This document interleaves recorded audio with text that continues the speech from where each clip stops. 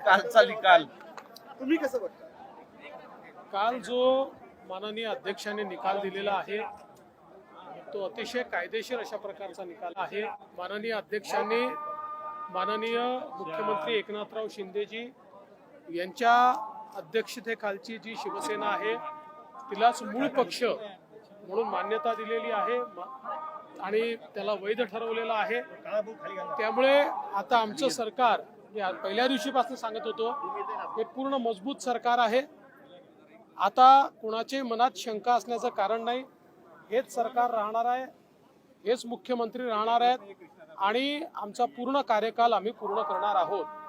खरं म्हणजे माननीय अध्यक्षांनी अतिशय चांगलं विश्लेषण करून सर्वोच्च न्यायालयाने जे प्रश्न फ्रेम केले होते त्याच्यावर योग्य उत्तर देत आणि योग्य इन्फरन्सेस काढत हा घेतलेला निर्णय आहे।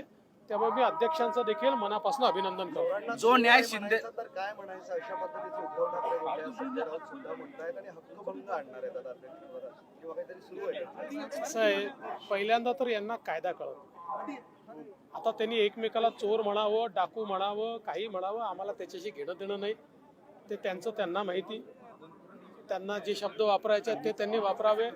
एक गोष्ट निश्चितपणे आहे की त्यांची निराशा यातनं झळकते, त्यांना त्या ठिकाणी हे लक्षात आलेलं आहे की आता आपली दुकानदारी संपलेली आहे आणि म्हणून ते अशा प्रकारचे शब्द त्या ठिकाणी वापरतात।